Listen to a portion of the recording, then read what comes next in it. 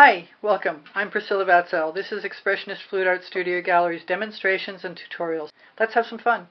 Hello again, it's Priscilla Batzell in Spring Hill, Florida at Expressionist Art Studio Gallery in the backyard. This is a 16 by 20 inch canvas.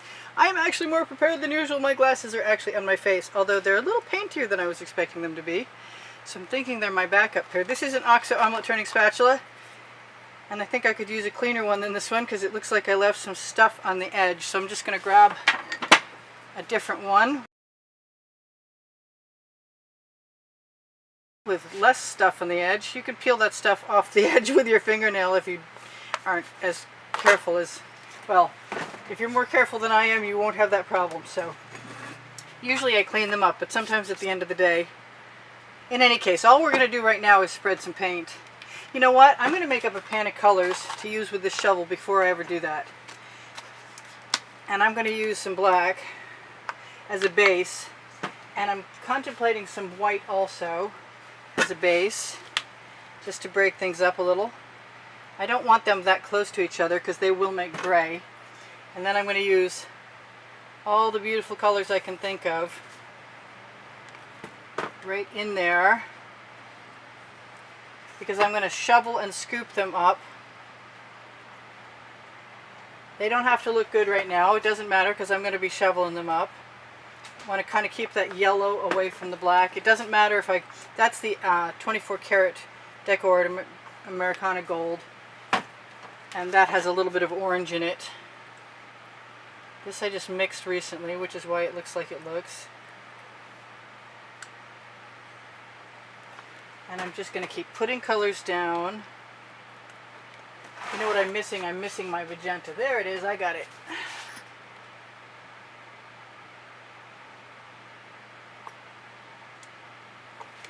And as I go along, if I want more colors, I can add more colors. But right now, I'm just starting by getting the feel of what I'm going to do by adding colors I love in places they look good, so that I can imagine what I might be shoveling up. I didn't put any of this green gold color shifting folk art in anything recently. I think I'm going to want a little more blue. I haven't used much of this Prussian blue, which could be any brand. That looks really heavy. Looks like I definitely need to take some out of there and put some more pouring medium. My pouring medium recipe is below the video, in case you should want that. This is another folk art color shifting turquoise. It's similar but not the same. The other one is just a metallic craft paint. And what about? I've got some more orange here. That is an Arteza orange. I get a little nervous about putting orange and blue and green together sometimes. I'm going to move those back. Move this out of the way. It'd be nice to have something already prepared that would be the right size for that. You know what? I've got some enamel is what I've got. Let me find that. I've got some blue enamel and some pink enamel, and if I put enamel in there, no matter what else I do, here, let's bring that right back again. Find out what that thing was I just saw in there, which was a leaf. So anytime you put enamel acrylic in with other paint, even if it's just a little bit, you up your chances of getting cells. Now this isn't particularly a painting that's necessarily going to be necessary to have, yeah, redundant. I don't really need cells. I do want some more of this orange though, I've decided. Maybe everywhere, just because I can. And I didn't put any gold in there, and I want some. And I'll probably put more in as I go along, but right now I think I'll take everything I can get. And then I'll go back to my plan at large, which includes blowing off the local schmutz from the lawn mowing. The dust and the grass get on the breeze. So I want a weird background, which means I'm just going to start by spreading whatever I've got. And I'm trying to hold up my strange camera apparatus today, and something's going to keep hitting. That's really bugging me. That's got to go. Go away. There we go. Now at least I can spin my turntable. Turntables are also available on the Amazon link, where you can find the OXO omelet turning spatula. Yes, I see that thing. And that's one of the nice things about the spatula. There seems to be an inordinate amount of stuff in there today. extra lumpy or extra crunchy. So I'm going to make a really random, really abstract pattern that makes no sense at all to begin with by spreading my paint wherever it wants to go. And then I'm going to put the Anita's, yes, there it is, the Anita's metallic white everywhere where I see a spot.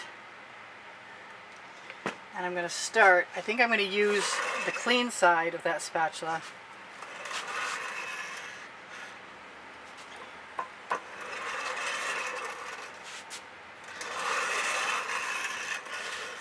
And I'm going to give myself some cells because that's what happens.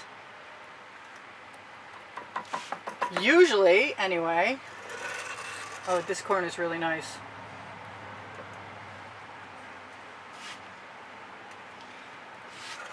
Not as many as I'm used to. I don't think it has anything to do with the temperature of the day. It's pretty warm, but it's not extremely warm. So maybe I should look at this for a second and make sure I'm happy with that. Maybe a little more potential cell making action.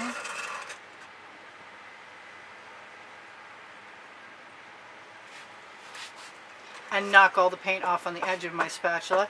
Now, if it turns out that I want to tip this, I'm going to grab an edge catcher. But in the meantime, what I really want to do is just make marks.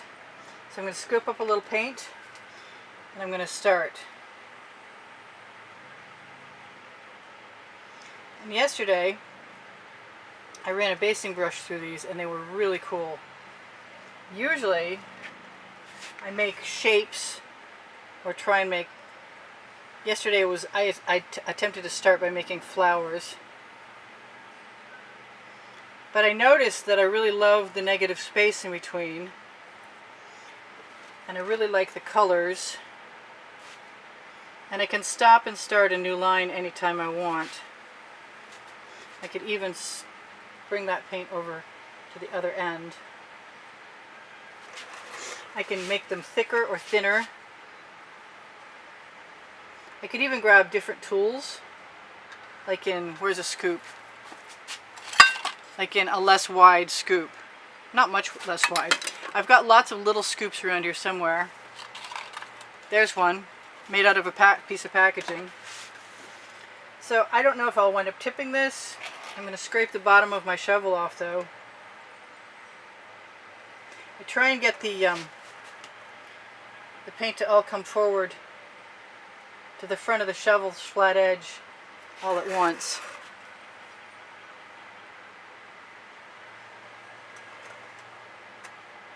I am not sure, this has got to be totally a spontaneous piece of art. I'm not sure what's going to happen here, but so far I'm enjoying the colors and the patterns.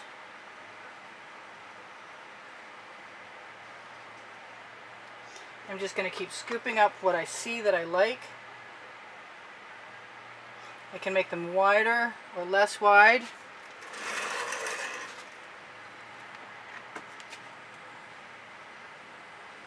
I can start an actual wide ribbon. The cells I'm getting are amazing, and the stripes are pretty cool too. I want that to go back there. There's no perfection in this. Although you never know that until the end. Something could happen that makes it look perfect. I have to remember to try harder to make sure my paint has come to the front edge of the shovel. And as you can see, I'm moving from space to space, changing the colors up quite well. I'm going to rotate my pan around. And as soon as I see that I don't have all the colors I want, I'll just add something. Alright, so now if I want to get to the edge of the canvas, probably it's a good idea to not have as much paint flowing out of the shovel.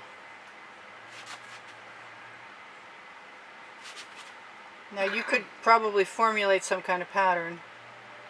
I want to try my little, you know what I'm going to try? I'm going to try a spatula.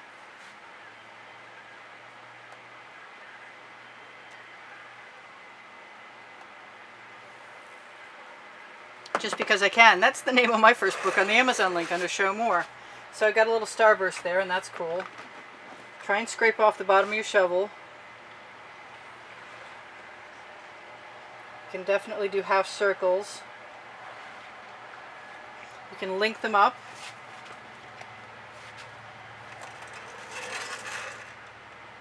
Nothing has to be a repetition, although that's a good way to make a pattern.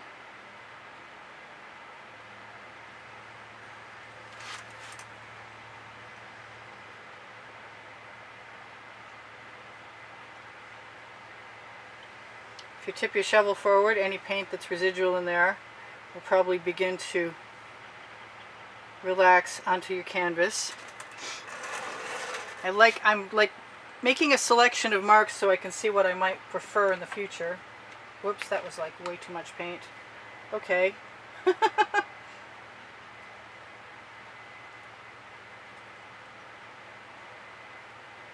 I can make my shovel marks fill in just by swiveling them.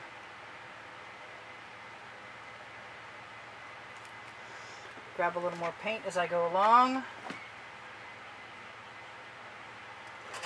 Got to be a lot more careful about that flat front edge, because that's where your first mark comes from.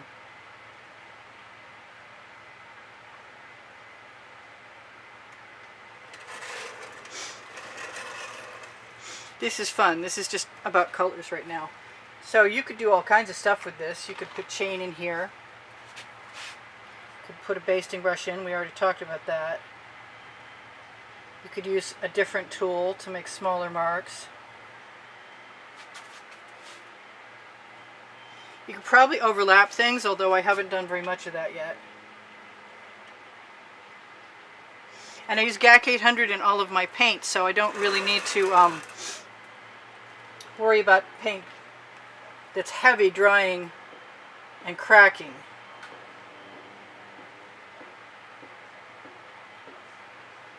So that's my first half circle, and that's okay. I like it.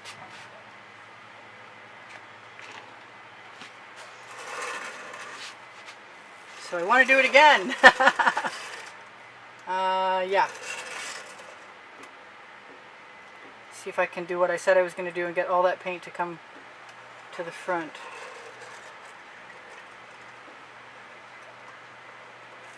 I want to do a whole circle now. I wonder if I can do that. Probably not perfectly, but it's still something interesting to try. Now I've got a big lot of paint there. If I had a little, yes, I see you, lizard. I heard you land.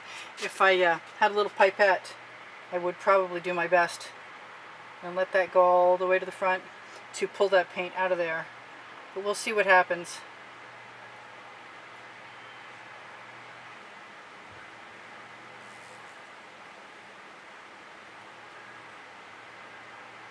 I'm just going to put some dots and dabs in here and there to fill in my spaces.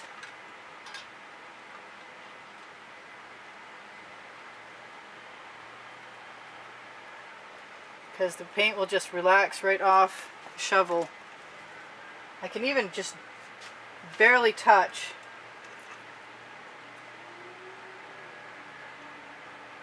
into my puddle of paint in my container and then bring it back over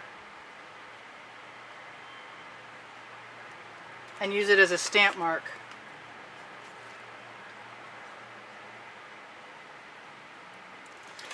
And I think because I'm doing that, I can just move right over the top of anything else that's in my way. So it adds some dimension, and that's kind of a cool thought. We'll see how that works, or if it fades away.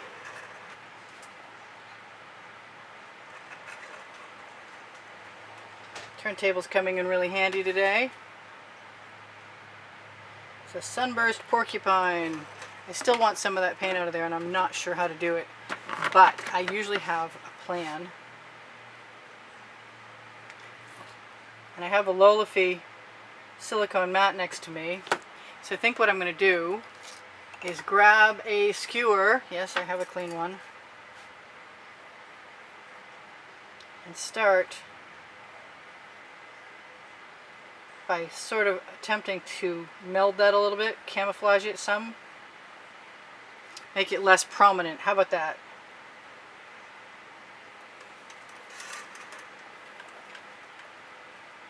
It's not the prettiest circle ever, but a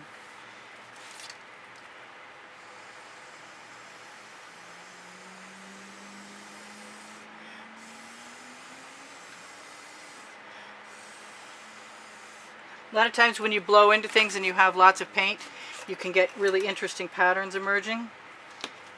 I'm really tempted to do really weird things, like take some of this paint, especially on these rounded shapes here that are different than everything else, and just dot and dab a few things. I'm going to grab some red or magenta or pink from in here, I think.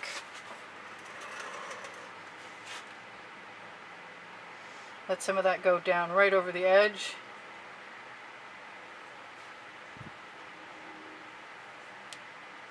See where else I might want to overlap.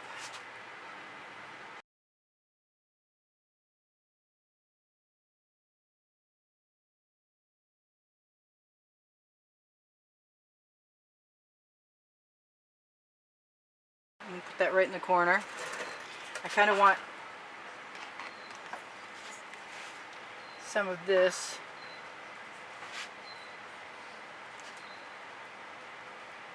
Split the difference. And this is just really neat. I mean, this was an experiment. It was for fun.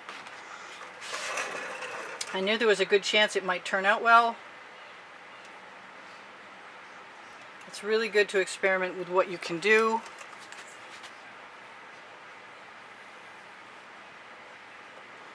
And I love you guys.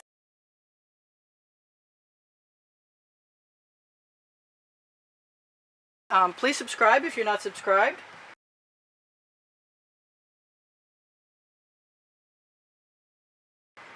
I'm going to add a few dots, I think, if I can be careful. That's kind of heavy, but I like the dots. I don't mind the background, how that turned out either.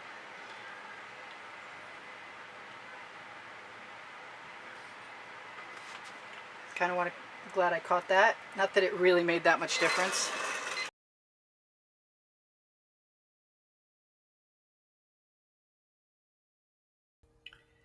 Hi, this is Priscilla. I hope you enjoyed the video. Please don't forget to like, subscribe, and comment. And if you'd like to be super helpful, please join the membership. My art is for sale.